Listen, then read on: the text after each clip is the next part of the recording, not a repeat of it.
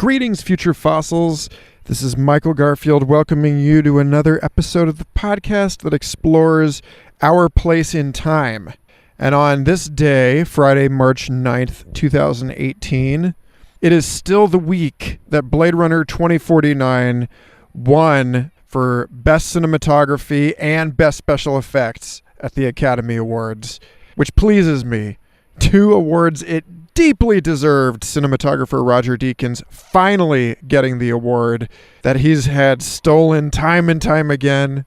But more than this being about the victory of underdogs in cinema, I'm excited every time a really intelligent science fiction thought piece like 2049 gets its moment in the sun. Say what you will about the film's various contestable shortcomings, it was a dream come true to see a sequel to the extraordinarily intelligent Blade Runner carried out with such thoughtfulness and care, and actually expand on the nuanced moral and spiritual issues put forward by the first film.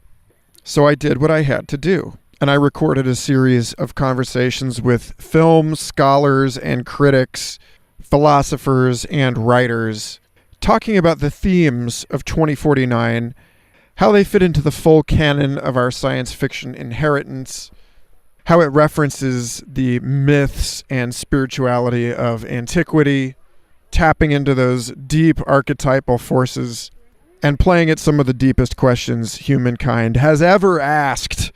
I'm excited in this first installment of the Blade Runner interview triptych to welcome Temple University professor Barry Vacker to the show to talk about his criticism of the admittedly dreary future offered us by Blade Runner 2049, and the thesis of his book Spectre of the Monolith about the role of science fiction in culture at large. But before we begin, I'd like to take a moment to thank all 100 of you that are now supporting this show on Patreon, including the 4 new supporters, Justin Wells, Ben Harper, Jason Albert Hall, and Lance Eddy. Not only do you 4 have access to the other 2 Blade Runner interviews and the rest of Charles Shaw's fascinating 4-hour conversation before I release those into the wild, but you are also the recipients of oodles of exclusive and early access music and lectures and even a coloring book that I'll be putting out to Patreon subscribers in the very near future. Also, big thanks to everyone who's been rating and reviewing this show, either on Apple Podcasts or wherever you enjoy leaving your scathing roasts and hagiographic brown-nosing. There is no such thing as bad press when it comes to convincing the podcast delivery algorithms that some new friend in the making should listen to this show and have their minds opened to the conversation therein. So on behalf of everyone who would otherwise have not discovered Future Fossils podcast, I thank you. And that is it for now. Stay tuned for an extra episode this week with mythologist and film scholar John David Ebert as we go deep into the mythological underpinnings of Blade Runner 2049. But for now, enjoy this delightful conversation about how much better of a job we could be doing than we are with turning our imagination and collective human creativity toward that so-called final frontier, and how we may still have a chance at saving the soul of our species before we ruin space with more of the same old shit.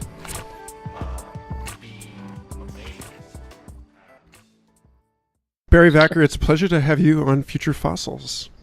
Oh, thanks for having me, Michael.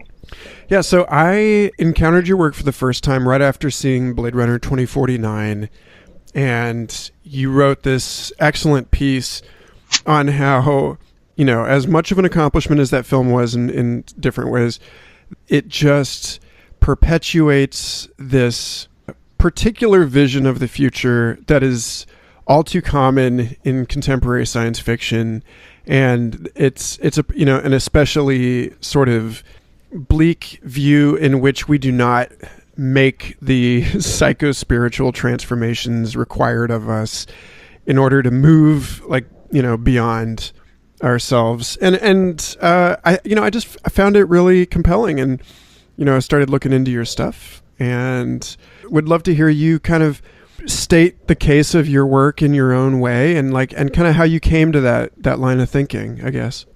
All right. Well, thanks for a nice open-ended question there.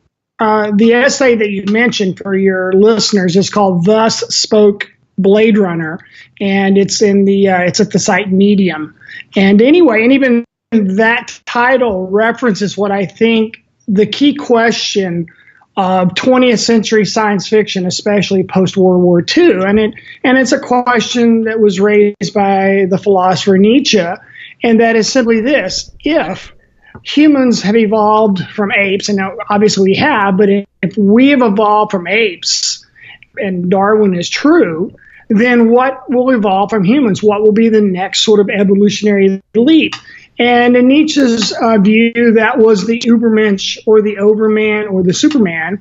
And he was posing it really as a philosophical question. What would we evolve into with the death of God, wrought by Darwin, industrial society, mechanization, and all the things of the early modern technologies of the late 19th century when Nietzsche was writing?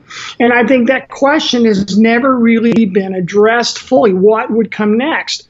And 2001: A Space Odyssey dealt with that question explicitly. That is the narrative of that film, as we go from apes to astronauts to astral sort of next level spacefaring civilization.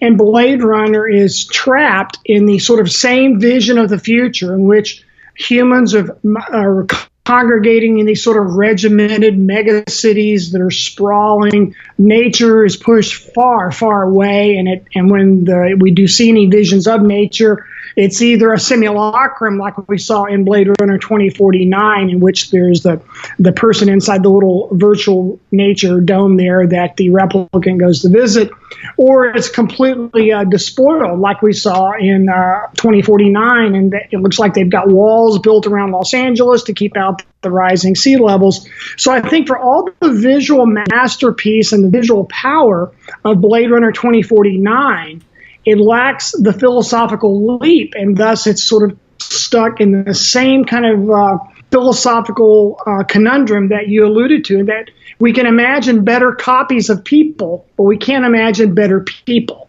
So and that's the artificial intelligence and cloning and everything, is that somehow we can make better and better copies, better and better simulacra of people, but the original, well, we can't do that. We'll just have the same old thing going on. And I think that's the question that was poetically hinted at in 2001 that I don't think any subsequent film has really tried to deal with. Yeah, it's interesting because I feel that 2049 is one of those films that's in a weird way. It's right there on the lip of it. It's like in the moment before the revelation, in a sense, that it has this sense. It's critiquing, I think, the very thing that you're critiquing, but it fails to offer anything like the Star Child, any vision of transcendence. It doesn't really provide that transformed body that, the New Jerusalem or whatever, in the way that you begin to see, I guess, in the Matrix films, sort of alluded to at least, that there are great human capacities, and the made and the born can be reconciled in some sort of non-dual way. I think that's also a part of this. So, actually, that's a good question for you, I think. How do you see the role of the machine or the mechanical in this vision of a transcendent humanity? Well, that's a really great question, and I think that again, going back to Nietzsche, we have Mary Shelley writing Frankenstein at the same time, and the Frankenstein creation has been the prototype for the Terminator, and probably Rory in the original Blade Runner. That idea of this sort of the merger of the machine and the human, or the merger of the technology and the human, to create some kind of super being that ultimately becomes a terror. I think that's sort of the warning that Mary Shelley provided there in the original Frankenstein.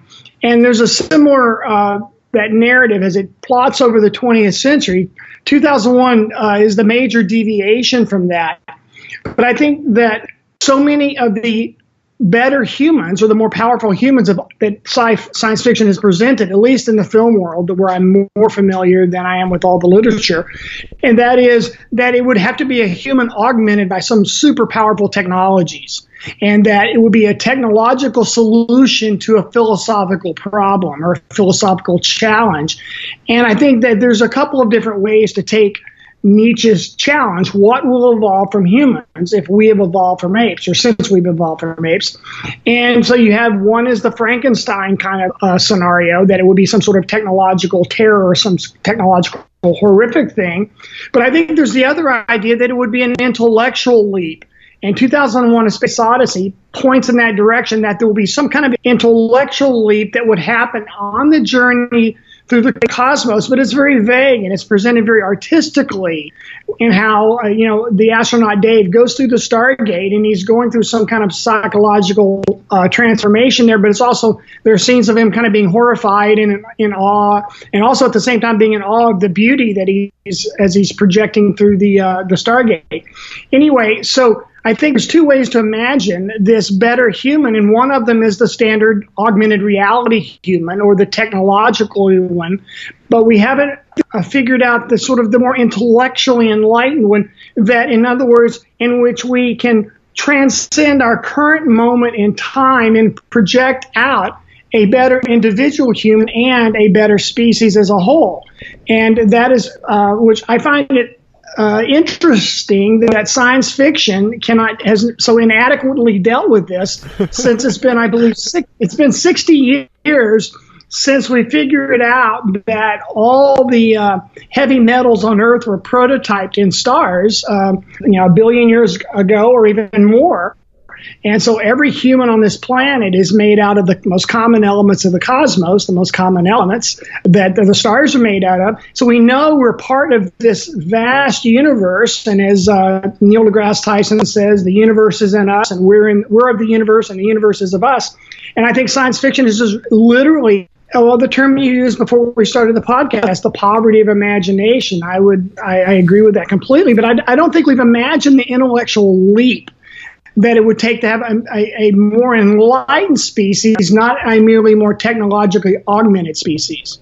Yeah, because, so in that sense, there are two films that come up for me when I think of Hollywood's popular visioning of the transcendent human, and both of them are terrible. So one of them is Lawnmower Man, and then the other one is John Hurt's, his sort of fictional rendition of John C. Lilly, the sense deprivation tank, or like flotation tank scientist John Lilly, who worked with dolphins and ketamine and all this weird shit in altered states. And in both of those films, yes, exactly. Both of those films, you have this mad scientist trope. One who operates on himself, one who operates on someone else. So I don't know. I'm curious to have you speak to that, because I think there's also a dimension of this in which, as like Jeff Kripal in Rice University in Houston talks about superheroes as being especially relevant now for the same reasons, that it's because of our technology that we have come up against these internal investigations, like these internal boundaries, moral questions to ask of these new powers that we've discovered. I think that's a big part of this. I don't know. Yeah, I'm actually glad you brought up Altered States, because that is, I think, is an underrated science fiction film. Actually, it's not a masterpiece, but I think it's underrated. And I was in Austin in the mid 80s and early 90s doing my graduate studies at the University of Texas there. And I remember this sensory deprivation tank location where you could go into the sensory deprivation tank for like 15 minutes or more, or whatever you wanted to do. But anyway, back to your question. What was your question again? I started thinking about that sensory deprivation tank. I feel like there's like a whole constellation of stuff around those two films and like other films like those that explore the mad scientist. And I think that there's a way that cinema has figured the mad scientist. Oh, another one would be Watchmen, Dr. Manhattan, Right. Alan Moore's very deliberate playing of that archetype. I think there's something there in the transcendent vision, that Nietzschean Übermensch type thing that the Watchmen especially turns on. I'd be curious to hear if how you feel that if that satisfies this kind of thing that you feel that other science fiction films are falling short on. Well, I've actually got another essay in Medium called Ancient Aliens, Superheroes, and the Decline in Religious Belief. And I do think the superhero has emerged, and you can track the number of superhero films and the increase in them at the same, and almost on a very similar plot line to the decline in religious belief, or at least traditional religious belief. And I think superheroes are they're kind of like our secular gods. They had these magical powers that might have been attributed to deities or gods in the past. And I think that Ancient Aliens TV show, which tries to, in fact, has hijacked the 2001 A Space Odyssey narrative and tried to give this sort of connection of humans on Earth to the stars, but it's doing it with all this bogus archaeological evidence. And so I think the superheroes and the ancient aliens are filling this void. In fact, I was stunned to see a survey that says over 30% of Americans believe that we've been visited by ancient aliens. And the number seems to be going. That was a Chapman University survey, in case one of your listeners wants to look it up. But the thing about the Nietzschean Übermensch is that the idea of the Übermensch, the Overman, the Superman, that later informed the superhero narrative that emerged in America. But there was a step in between that's often lost in some of that discussion. Now, I'm sure many of your readers are very knowledgeable, and they may know this, but others might not. But when the Soviet Union was founded in the late 19-teens, they sort of promised this new Marxist man, that there would be a new man, a new kind of human society would emerge in which once the humans were liberated from the tyranny of industrial capital, somehow we would be united in the collective ownership of the means of production, and this sort of Marxist new man would rise up and ultimately supposedly was destined to, colonize the planet, and we would have this one giant system, sort of a giant centralized industrial system. And approximately the same time, but not exactly the same time, the Nazis had their mythical racist Aryan new man who was going to supposedly destined to rule Europe and other parts of the world. And so you had these sort of horrific new man societies in which the dark side of the communist revolution was the totalitarianism and the mass slaughter, and then we all know what happened with Nazi Germany and the horrors of the genocide and Holocaust.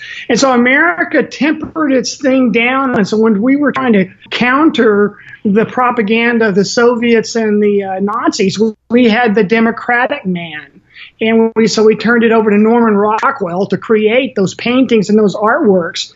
And so the democratic man was a much more humble man, that he was, content to have his consumer society, would exercise his free speech as needed, and would vote in the elections, and was concerned about the school board or the city council or something like that. It was far different vision than the kind that was being offered by the Soviet Union and Nazi Germany. And then after World War II, when Nazi Germany rightly destroyed, we still had to contend with the Soviet Union. And at that point, the democratic man seemed to be a pale thing against this new breed that was supposedly superior. And so we had to invent something. And I think that's where the Superman comes in, and the Batman and all these other superheroes come in to fill the void, to give us the idea that something is out there that could emerge to save us. So we can't have a new man, the Soviet version, that failed, the Aryan man, that was destroyed, and I guess the Soviet man collapsed, or the Marxist man. And so what's left? It's just the consumer, the democratic consumer man. And we know that in that version, we don't really have any answers. And I think the superhero has emerged to make us feel like we're still worth saving, to give us a moment of salvation at the movie theater. Because when we walk out, we realize our political leaders have no answers. They have no solutions. All you have to do is look at who's the presidential elections of the last 20 or 30 years, and you can see it's pretty much the same business as usual across that trajectory, with a little variation depending on which party is in office. And I think for those sort of more secular, more maybe independent-minded kind of individuals, not religious or whatever, I think the superhero has filled that void and gives a sense of possible hope in confronting a culture that is accelerating forward with technology, but still has a side effect of these sort of apocalyptic environmental conditions that are out there. And so we're sort of in between. So people want a vision of hope that we can overcome those problems and still have the benefits of the technology. And I think that's what most of the superheroes offer, although the Watchman with Dr. Manhattan is a warning about that.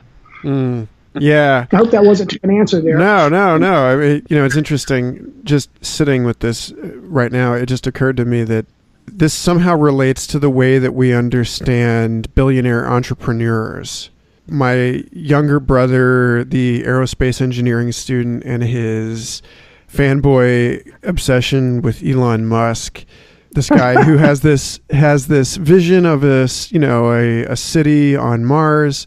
And then, Dr. Manhattan actually goes and builds this crystalline clock city on Mars.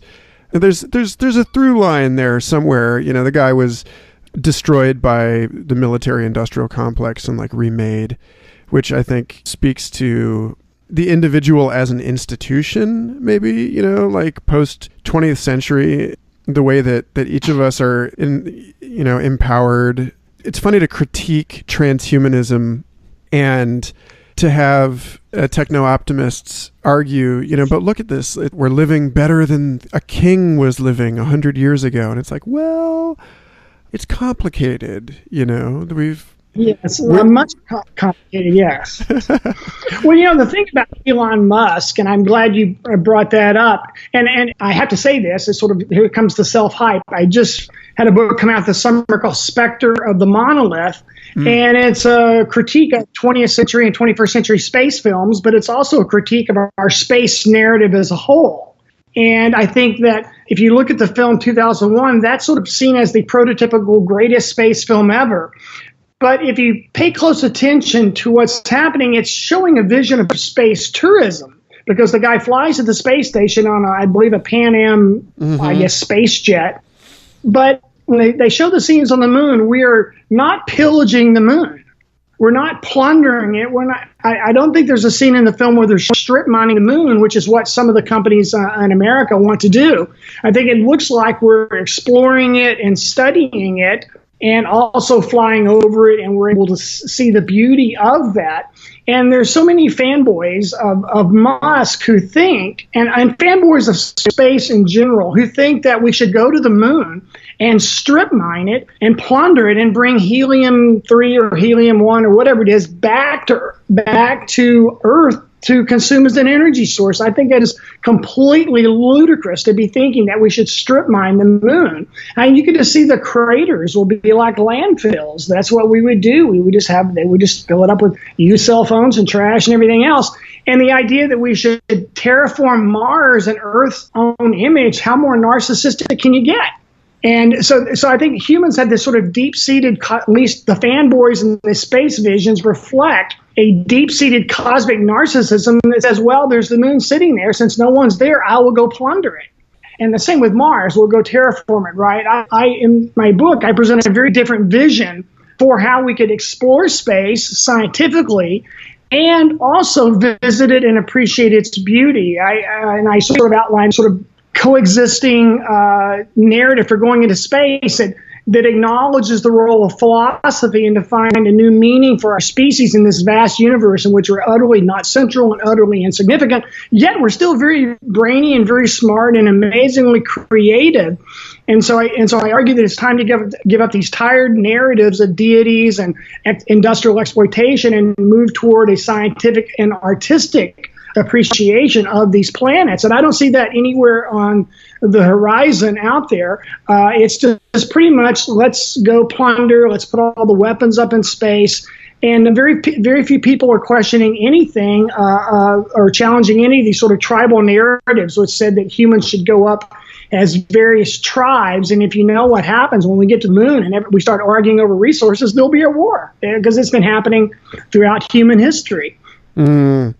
Yeah, I don't want to end that on a bleak note. I argue in my book, and I'm arguing here, is that why can't we go into space under a narrative in which we study it scientifically? We're trying to find our origins, our destiny. We want to know why the moon lost its water or how much water was there. But it's also a planet of spectacular beauty. And this is totally overlooked. Even in Ridley Scott's The Martian, there's very little appreciation of the beauty of the planet. In fact, Matt Damon says, F Mars, right? I'm going to conquer this place. I'm going to science the shit out of this. And we never see him looking at the dark skies. He would be the single human who would have had the greatest view of the skies ever. There would have been no atmosphere to twinkle the stars, and would have had the greatest view ever of the Milky Way. And we don't see any of that in The Martian. All we see is how could we transform those resources into surviving. And that makes The Martian what was a really smart and intelligent film, but it's got the poverty of philosophical imagination that you and I were discussing before we started the podcast. But if you look at the American Southwest, there's a giant tourism economy based on going out and appreciating the beauty of the Grand Canyon or Guadalupe National Park, or the canyons up in Utah and Wyoming and other places. We've developed a multi-billion-dollar economy on the idea of getting away a bit, having some solitude, appreciating the awe and wonder of these natural landscapes on Earth. I don't see why that idea can't be extended out into space as well. Indeed. Fascinating. Although, I got to say, there is a sense in which all of our national parks are now artifacts. It's this encompassing Anthropocene issue, this issue that, like, in order to preserve, at least on the land, for certain, at least on the land, that to preserve something, it renders it non-wilderness. We need to come up with a new definition of wilderness that's more focused on biodiversity and functioning resilient ecology than on its lack of disturbance by human hand, because everything has been disturbed by human hands. And exactly. So in fact, I just to follow that point, I would argue that we need to set up a movement to ensure that the moon and Mars are protected as celestial wilderness areas.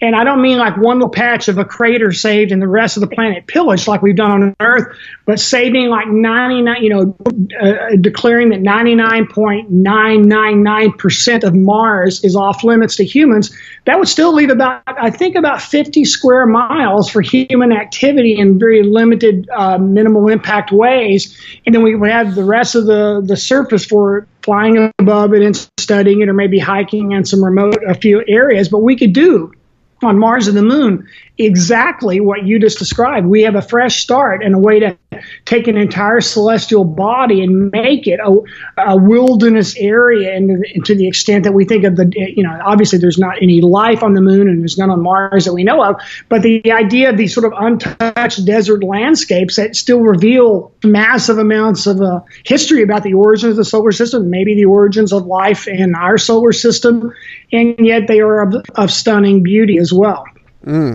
Seems like you come, and not that I identify particularly with either side of it, I'll just say that right away, but it seems like you come up in stark contrast to the complementary philosophy, let's call it that life ought to be spread throughout the cosmos, that we have a kind of a responsibility. It's a extropian project ultimately. I think it's not necessarily this idea that and this was actually put on in 2001 a Space Odyssey, I believe. If you like reading the complimentary book that was like written in tandem with the film, then Arthur C. Clarke sort of projects this trajectory for intelligent life that includes space colonies, like space migration, and ultimately like a transcendence through an ensouled machine intelligence and into just like a celestial being. And that's sort of traced out ahead of us as a morphic groove down which we can kind of anticipate the future evolution of the human being. And so there's a sense there that it sounds like it's opposed to the idea of us rendering. I think yeah, go ahead. I'm opposed to the propagation of human stupidity in the cosmos, nearby or far away. So I'm not opposed to us going to Mars or to the moon. I'm not opposed to that at all, but I think we should go there as enlightened beings, not merely, we should go as spacefarers, not merely spore bearers. In other words, the propagation is the idea that we're just shooting our spores off into space, right? Like a Pilobolus fungus in the manure on Earth, and we're shooting out our spores and hoping it lands a few feet away and catches on and keeps going, right? And I think there are two very different visions of space. There's these sort of spacefaring species in which we move out in an enlightened way, or there's the spore-bearing version in which we move out because we've effed up the planet so bad we've got to go someplace else. That's the underlying narrative of Interstellar, that we're spore-bearing. That, in other words, they're going to fire those astronauts on the Endurance through the wormhole and then on eventually through the black hole. And so Cooper and Brand and the other people, they're the spores that are being flown out or shot from our planet into space, like a fungus spore, right? Shot out. And I think the Star Trek narrative, even though it sort of has this idea that there's been some colonization, but the idea is that the backstory is that we worked out our differences on Earth and we moved out in a sane, peaceful way. And I'm not saying every episode in the original Star Trek, in fact, that's what I'm referring to is the original Star Trek. I'm not saying everyone reflected this, but it was the idea that we went out in a very intelligent way. So to the extent that I'm against the extropian view of just extending life out there, I'm against the extending of stupid life out there, and stupid human behavior, and stupid things out there. And that's what I'm against. And I see that's the dominant one. I mean, if we don't alter this narrative, we know what we're going to have. I mean, it will literally be X Games Moon. And that's what it will be. And we'll see guys, doing verts off the craters of the moons, right? Snowboarding on, doing a vert off the crater of it. Real Housewives from Mars, exobiologists by day, femme fatales by night. You will see all the human carnival and spectacle extended there. And I think we already have an analogy. What territory was completely a blank slate with no human activity or very minimal, and if we can find that place where there was no impact, no humans in it, and what have we uploaded to it on the internet of the last 25 years? The internet was a blank slate, and look what we've uploaded, the human carnival, the human circus. And unless we change those narratives, we're going to extend the same thing to the moon and the Mars and be, in my view, an embarrassment to the universe, which has been nice enough to let us exist so far. It really reminds me of Kim Stanley Robinson tackles all of this stuff in his Mars trilogy. You've read those, right? I've read parts of them a long time ago, but I can't say I read them all. No. Yeah, ultimately, it's a terraforming thing. It's that is, however, questioned in these books, and so you get this interesting sort of tetrad of Mars colonists and their descendants in that series that are either politically aligned with Earth or politically aligned with Mars, or believe in the wilderness of Mars, or believe in it being an object for terraformation. And so so you get this, it's a very believable political taxonomy, I should say, about the way that people are going to break socially along the fault lines of this new issue, which is like, what do we do with these? Because, I think, part of this, and we can critique the lack of it until we're both blue in the face, but I think, it's equally important to articulate the sort of transcendent vision or opportunity in a positive way also.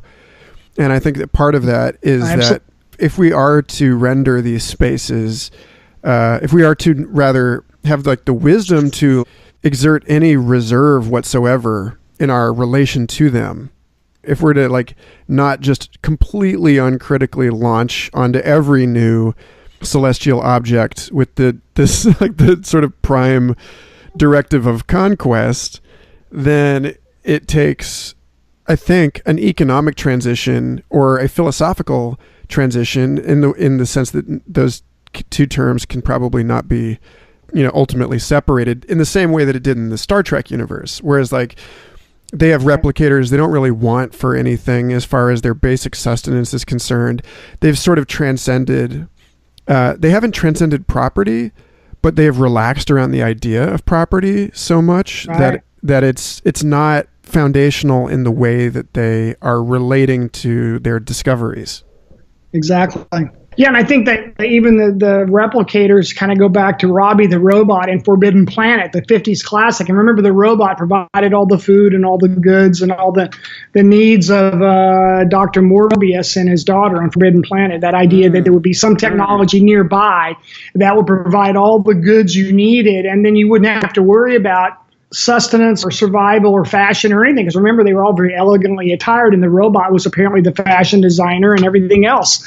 And so I think Star Trek picked up on that idea that we could somehow, once we got the material resources or the material needs satisfied, that somehow we would move on to these more intellectual challenges. And I don't think we've been able to succeed in doing that. And I think there's part of the question is this.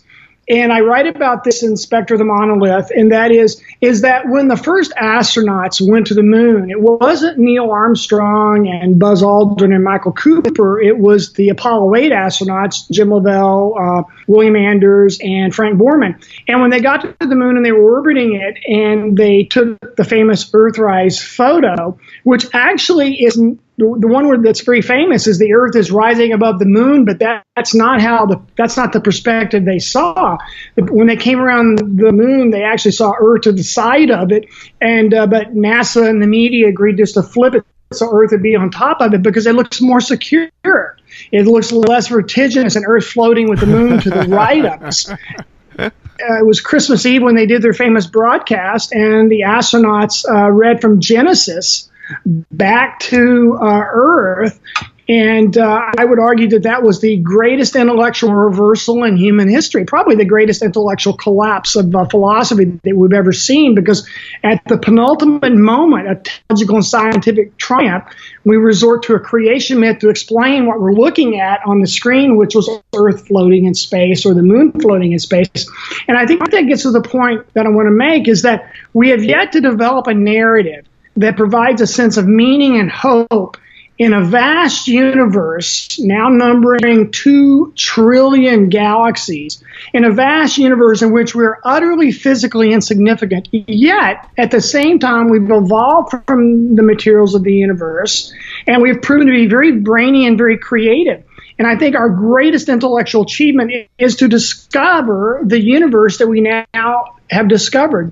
2 trillion galaxies stretching across somewhere between 60 to 100 billion light years, sextillions of stars. That's like, I think the NASA says there's 3 sextillion stars estimated. That's 3 followed by 24 or 27 zeros, something like that. And so we don't have that narrative in that. So I spent a lot of time out near Marfa, Texas, in West Texas, where they have all these great modern art and stuff. But there's an observatory nearby, McDonald Observatory, run by the University of Texas, and you can go there a few nights a week and do their star parties and look through some very powerful telescopes and see these incredible phenomena. Actually, you can see the Andromeda galaxy very clearly in your telescope, looking outside the Milky Way, beyond the Milky Way, Whirlpool galaxy, etc. And it's awe-inspiring.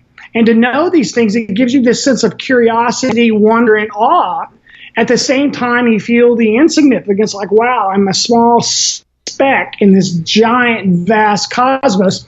And that's not an experience that is unfamiliar.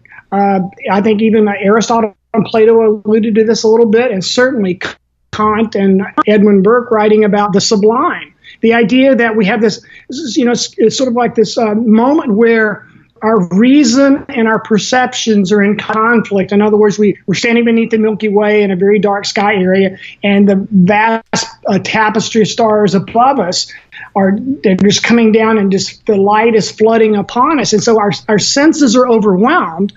Our perceptual means are overwhelmed, yet our reason can still understand this and order it. Like, wow, I'm looking at the Milky Way. So we have this tension between our perceptions and our reason. And for many people, that might generate, the simultaneous fear of awe tinged with terror. Like, oh my gosh, this is awe-inspiring. Oh my gosh, I'm totally insignificant. And I think there's a way to reconcile that doesn't have to give a sense of futility, and it doesn't require a turn toward deities or creators or anything like that. And I think that moment of transcendence that you're talking about is what the astronaut Edgar Mitchell called the explosion of awareness. He said, when you look down at Earth from the moon, you see it there. He said, you have an explosion of awareness, and that's the quote of his, explosion of awareness, that you are part of a much larger system of energy and matter and time and space. And once you get your reason around that, you can't look at Earth the same anymore. And I think, and I argue in my book, again, not trying to hide my book, but I have an analysis of this concept of the sublime and how that moment of transcendence, in the sublime, it's like the infinite and is united and connected up with the infinitesimal, me or you or whoever. We're small and infinitesimal, connected up to the infinite, and there's a moment that we can have that transcendent moment, and we think as a species. You don't think as an individual. You don't think as in a tribe. Once you're beneath the stars, you can't really think of America versus Russia or all the tribalism on our planet. And I think what we need to do is develop that explosion of awareness into a worked out philosophy that can then guide our species into a more enlightened understanding of our place on the planet and give us a way to behave based on that explosion of awareness, sort of a new way to think about how to organize our societies and to determine our values. And I actually have written about that in my book. And there's also, if you don't want to buy the book, on Amazon or Kindle or iBook or whatever, there's an essay that explains this at Medium, and it's called Explosion of Awareness. Anyway, that's that. So I'm totally down with what you're saying, Michael, about this need to have a transcendent experience in the universe. And I think we can do that in a non-mystical, non-religious way, and do it in a way that merges aesthetics and science and philosophy into one sort of transcendent experience. And when you get that, you naturally become more ecological, but you don't become anti-technology. You can see them merging together in some way. Yeah. And just so people know, that's at Barry Vacker at Medium. So there's a lot of cool essays up there. And thank you. Yeah, and you can clap because it's a medium that Medium's implemented that function now. Let them. It's kind of nice. It's you can like something more than once. Talk about a poverty of imagination. Like, it didn't even occur to me in my my internet mind shackles that you could clap on something multiple times. Anyway. A good source. So I guess in response to all you just said, the issue of space tourism comes up for me, because I'm not talking about a theme park. Well, because here's the thing: is like you can't really separate the management of an area from the boundary maintenance issue, and so it just gets into this thing of, by by calling something wilderness, we thereby create an opportunity. And also, if you're talking about, this explosion of awareness that's precipitated for Edgar Mitchell by seeing the Earth from space, then there seem to be very few opportunities for people to have that kind of visceral experience outside of, virtual reality, which I would argue is an unprecedented and super cool way to get people into orbit, The edit, by the way, just so I'll add on to that, the editor for my book, her and her boyfriend just got some new advanced virtual reality system, and she just texted me tonight about having this incredible view of Earth from the International Space Station. while she is sitting at home. And she said it rendered her just awe-inspired and spellbound. And she said it was just like what you said in your book. It was the exact same feeling she had, even though she is sitting at home north of Philadelphia and not actually on the space station. So the virtual reality holds enormous promise to the extent that it gives us the sense of mapping a real external world that we may not have yet to experience, right? Yeah, in Arthur C. Clarke's last book that he co-wrote with Stephen Baxter, he talks the book Light of Other Days. They write together a future in which we learn to peer through microscopic wormholes into vast distances in space and time, but never really develop a space program proper. And so the book starts with the decline of the rocket program and then replaces that with instantaneous information transfer to a species that remains more or less trapped on Earth, but can sort of astral project technologically to anywhere and inhabit these spaces in virtual reality. And I think that's an interesting final statement from the author, the same author that gave us The Star Child, I thought. Yeah, I don't know. It sounds like he's talking about the Hubble Deep Fields, right, where you can peer through a tiny darkness in the sky and see thousands of galaxies billions of light years away.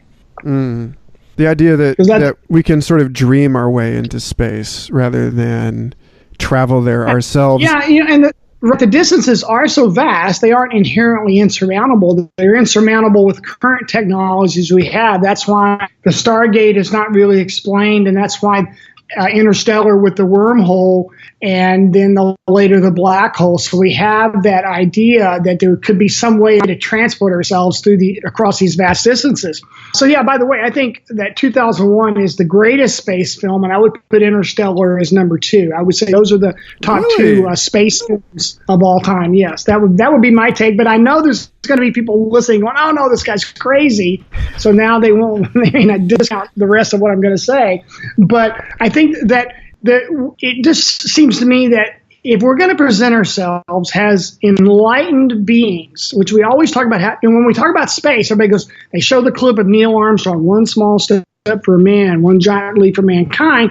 But later voyages, the later astronauts are up there hitting golf balls, whacking them around, driving dune buggies, and singing, dancing on the moon or whatever. And because we'd already run out of, we could think of anything to do other than replicating what we already do in our boredom here on the planet. And so all I'm suggesting is that we don't really need to extend off the tribal narcissism that dominates the daily activities on this planet. That's what I would be opposed to. I think we should go out, but we should do it intelligently as we do that. And that probably makes it sound like an elitist or something like that. I just think it doesn't speak well of our species if we extend our pollution and ecological destruction off the planet. We extend our warfare off the planet. We extend our tribal narcissism off the planet. There's some kind of hipster Vatican astronomer who thinks we should be thinking about baptizing extraterrestrials if we encounter them. I mean, it's literally ridiculous. Check it out. He's got a book called "Would You Baptize an Extraterrestrial?" Yeah, no, I'm aware of that guy. Brother Guy Consolmagno or something like that. I forgot exactly. But he's mentioned in my book briefly. Well, I think, for what it's worth, I think that question, bound as it is by the rhetorical limitations and conceptual limitations of Catholicism, is nonetheless doing an interesting kind of work in cultural space, because by asking whether you should baptize an extraterrestrial, what he's asking is almost like a Franciscan question about the inner divinity and the intrinsic dignity as part of creation of all of these things that we're more or less guaranteed to fear. And so in that sense, I find that statement sort of like ahead of District 9. All right, hold on. There's nothing dignified in being baptized. Let's get real. There's nothing dignified in being baptized. Come on. That's absurd. Well, I think, Michael, you said there was something intrinsically dignified about it. I don't see what that is. Well, what I'm saying is that to a Catholic priest, the question of whether or not you can baptize an extraterrestrial is a question of whether or not that being has a soul. which is an interesting question for Yeah, them go to be tell asking, hypothetically. Go tell that to the Native Americans that were slaughtered in a genocide by the Catholic priests in California and all throughout the American Southwest. Give me a break.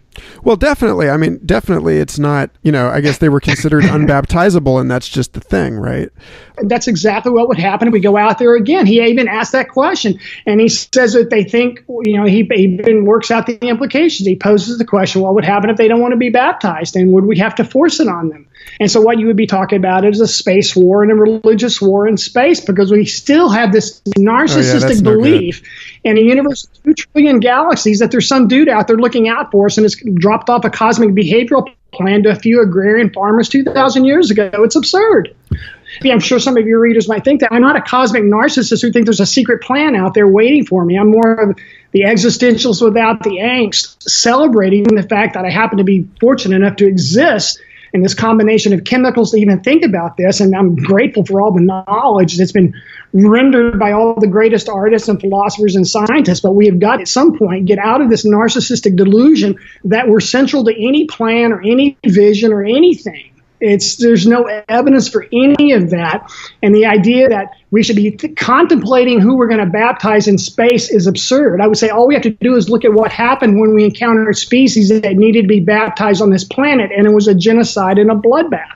Well, certainly no non-consensual baptizing. That's a fine place to start. Ultimately, I'm a little more concerned with human beings not recognizing the agency of the other in whatever way we meet the other than I am with I agree with anything else. Yeah, we should treat those beings with the respect that we would want to be treated ourselves, because they're going to be made of the same stuff we are by and large. And based on what we know now, most of the stars are made of the same basic elements. I'm sure there's variation in some of them, but so far they seem to be made of the same stuff. So those whatever life forms, intelligent or otherwise, that we encounter, they're going to kind of be made of the same stuff we're made of. Now, they might look a little different, and we have a lot of different ethnicities on this planet, and there's a great, glorious diversity on this planet, and that's great. No one would want to get rid of that. But underneath, there is a shared universality in the actual chemical components of the atoms inside our DNA.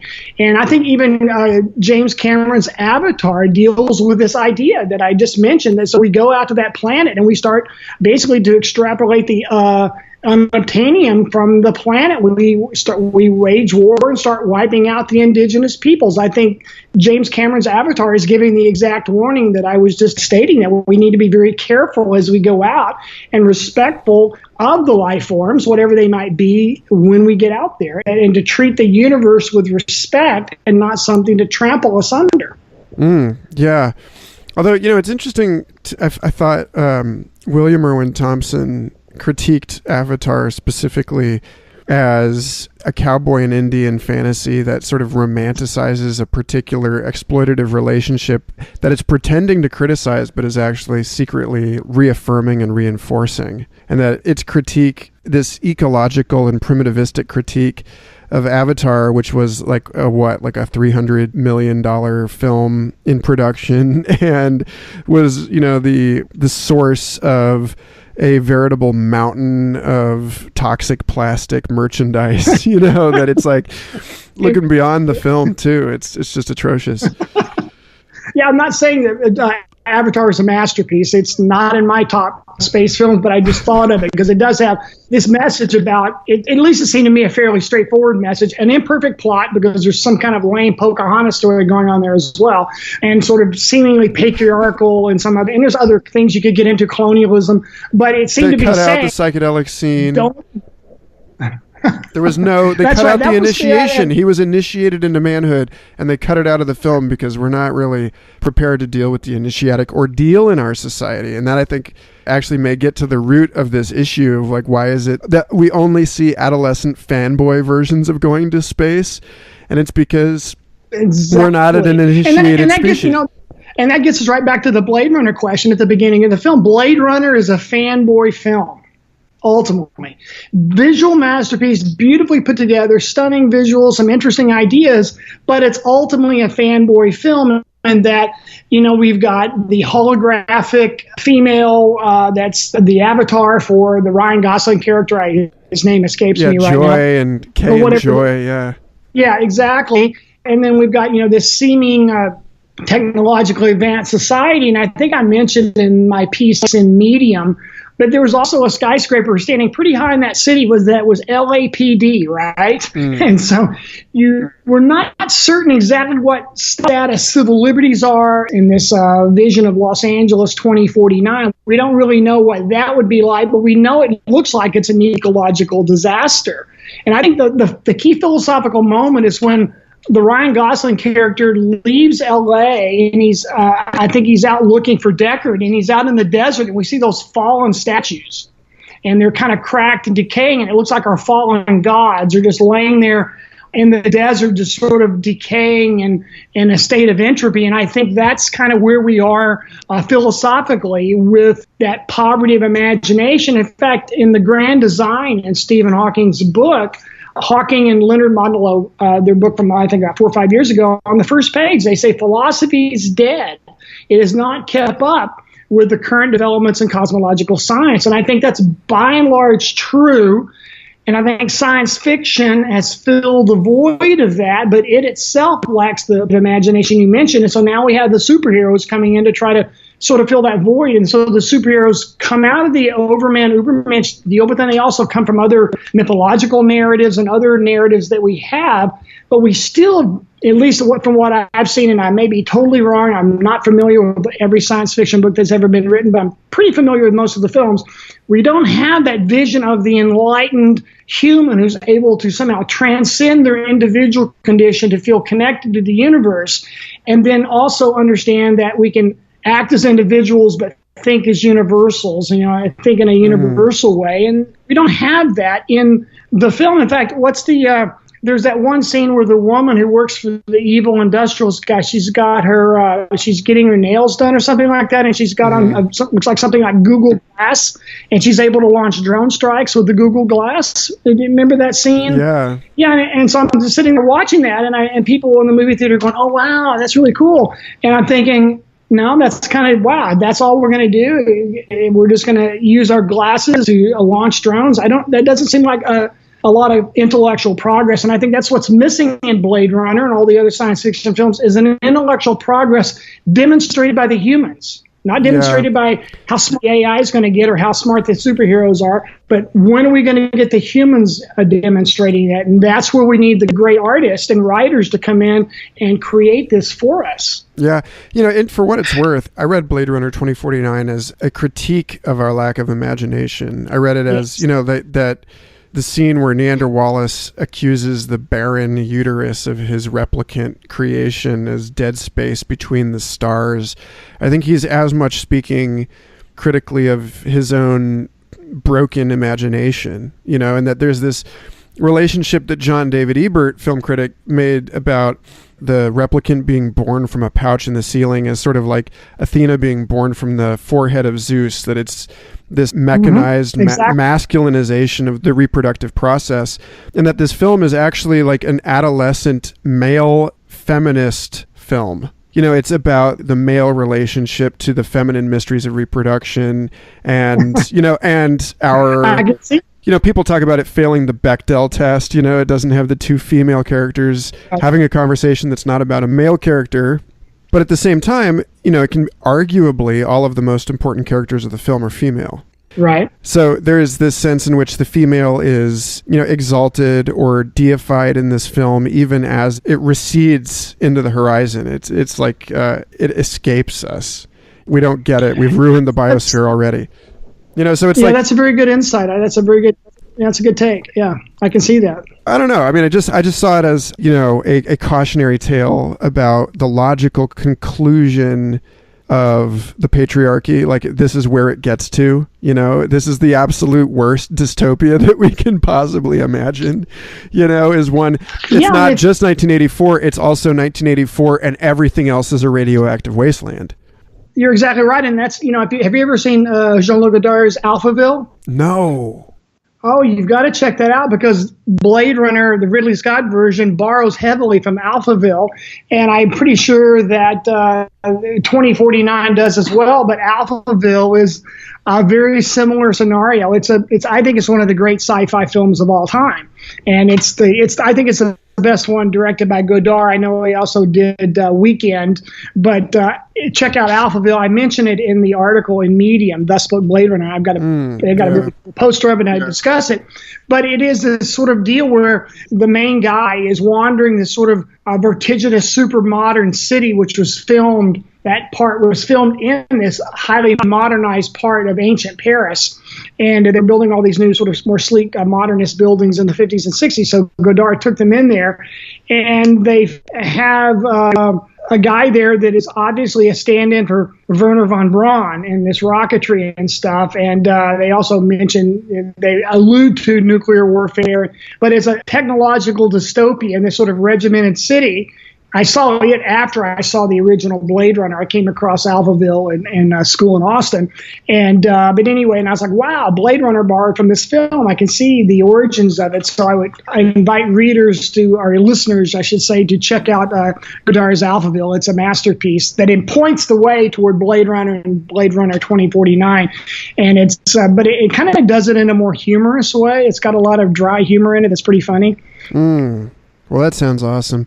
Hey, Barry, we're coming up on an hour, and I want to, out of respect for your time, I want to draw this. Well, I make my living standing in front of students of 250 in an auditorium for an hour and 20 minutes. So an hour is no big deal, especially since I got to share it with you. So that's a piece of cake. Awesome. Well, I'm glad. Yeah, it has breezed past. But before we wrap this up, part of the show that I love to do with people is to consider this a project that is a communication with posterity. That it's maybe conceited to think so. Certainly the time capsule is a conceit. But, if we are to be sending a message into, 100 years from now or more, then, what are the things that you would have to say or the questions that you would have to ask for our unborn future listeners of this? A question for our unborn listeners. Let's see. That is a really, really good question. Well, I think one thing they should do is they should go to the Arizona desert and check out the saguaro cactus. That's probably the most noble-looking, most dignified life form on our planet, I think. It's very beautiful in its monolithic form. So maybe we could sort of think about that as one way in its dignity and solemnity to contemplate the desert out there. Because I often think that a good way to go would be to just be buried under a cactus and become part of a giant cactus standing in the desert. So I don't know if that's a thought for them, but I think that there's something to be said for sort of facing the universe as it is, as best we can, acknowledging our limitations and our humility, but also acknowledging our aspirations to be more enlightened and more I don't want to say in tune, I don't want to say connected to, because those are almost cliche, but more aware of and sensitive to our origins and our destiny, whatever it might be. In fact, I think it's that we have yet to discover this universal meaning for the human species. So we have all the tribal meanings and family meanings and consumer meanings, and we get meaning from our work and all that, but we've yet to find an objective, external, universal meaning for our species. So I think in the quest for that meaning, we'll find our destiny. And I think that's where we're at. In the quest for our meaning in the massive universe, we'll find our destiny. Ha ha! I like it. Wow. Awesome. Barry Vacker, it's been such a pleasure to have you on the show. Thank you very much. Thank you. I enjoyed it very much, Michael. And everybody, that's medium.com/@Barry Vacker. Do you have anywhere else you want to send people? Well, obviously, my books and things are in Amazon or in iBooks as well. I would have to. I would be remiss if I didn't say one thing. I'm also an associate professor at Temple University in Philadelphia in the Department of Media Studies and Production. So they would be upset if I didn't at least say that. So that's where I make my living, and and I had the chance to engage in all this kind of writing and thinking and having these beautiful conversations. So I've kind of turned Medium into my long form blog, and it's been reasonably successful there. So the Medium or my stuff in Amazon, that would be about it. And I've got a really trippy film on YouTube. It's called Space Times Square. Space Times Square, filmed entirely inside Times Square. We won a couple of awards back in the day. It's only 20 minutes. Pop something and turn it on and watch it. With the room, it's really trippy. Yeah, make sure the room is dark. You've got a big screen TV. Go in there and turn that on. And filmed entirely from the streets of Times Square. No talking heads. Nobody. It's all poetic, and I got an incredible soundtrack from this electronic jazz composer in Brooklyn. Oh, that's great. Space Times Square. Check it out. Awesome. Thank you. Right on. Thanks again for listening. I hope you enjoyed that episode as much as I did. Future Fossils is part of the MindPod network, along with Third Eye Drops, the Astral Hustle, Synchronicity Podcast, and an oodle of other fascinating programs. I encourage you to go to mindpodnetwork.com and subscribe to them all. And stay tuned, because we have some awesome episodes coming up on Future Fossils, including philosopher Tim Freak, cyborg musician Onyx Ashanti, science fiction journalist George Dvorsky, Douglas Rushkoff, floral sculptor Anthony Ward, and a bunch of other great ones. So stick around and have a most excellent eon. They're either novelty detectors or novelty generators.